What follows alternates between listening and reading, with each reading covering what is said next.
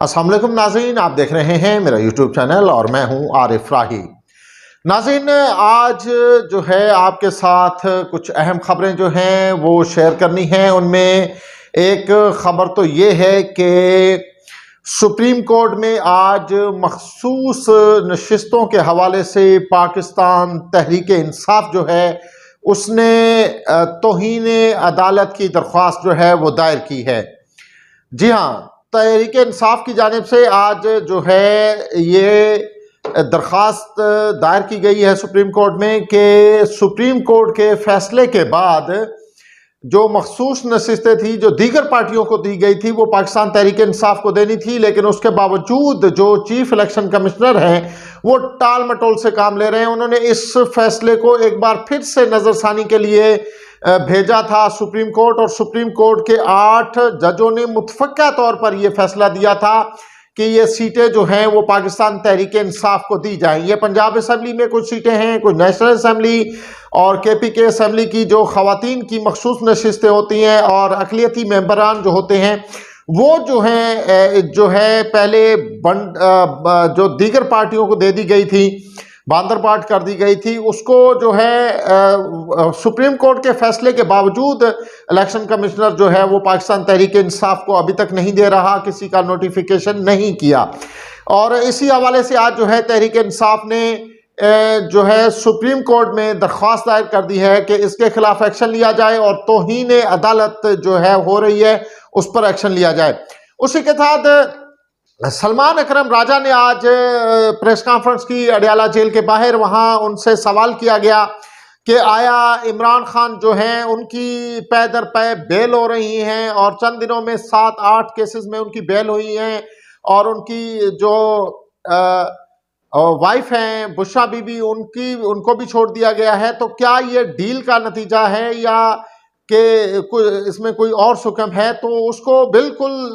जो है सलमान अकरम राजा ने जो है वो मुस्तरद कर दिया। उनका कहना था कि ये सारा प्रोसेस जो है वो कानूनी तरीके से हो रहा है और डील का तो सवाल ही पैदा नहीं होता। अगर डील करनी होती तो आज से चंद महीने पहले, बल्कि जब इमरान खान जेल गए थे तो उन्हें कई बार ऑफर्स हुई, वो डील करके बाहर आ जाते, लेकिन इमरान खान ना तो डील कर रहा है और ना ही डील करेगा, और ना ही ऐसी कोई हमारी जो है वो नजरिया भी है। हम डट के खड़े हैं और इस फस्तायत का जो है वो हम मुकाबला कर रहे हैं और करते रहेंगे। इसी के साथ आज जो एक और अहम खबर है वो ये है कि सुप्रीम कोर्ट में 26वीं आईनी तरमीम जो है उसे चैलेंज कर दिया गया है। जी हाँ, सुप्रीम कोर्ट में 26वीं आईनी तरमीम जो है वो चैलेंज की है। सुप्रीम कोर्ट बार के साबिक सदर आबिद जुबैरी ने उनका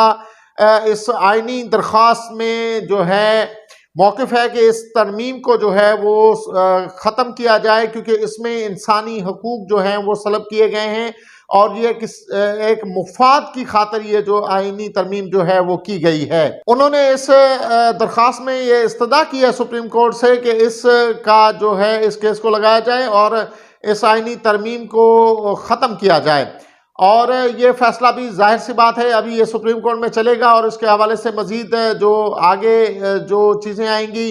वो भी हमें जो है वो पता चलेंगी। लेकिन इसी के साथ एक और ख़बर थी कि काजी फाइज ईसा के चीफ जस्टिस ख़त्म होते ही, चीफ जस्टिस की मुद्दत जो थी उनकी,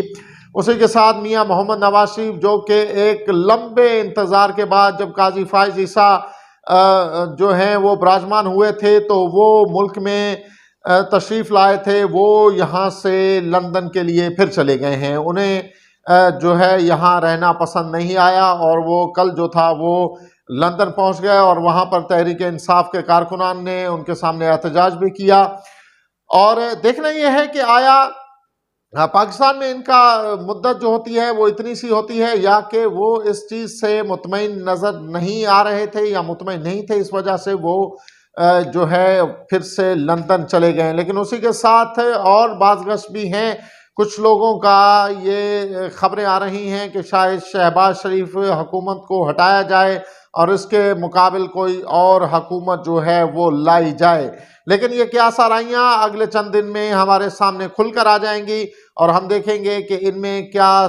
जो है हकीकत है और क्या नहीं है। अलबत्ता ये तो वाज़ेह है कि शहबाज शरीफ मुल्क को सही सिमत में नहीं लेके जा रहे और ना ही उनसे हुकूमत चल रही।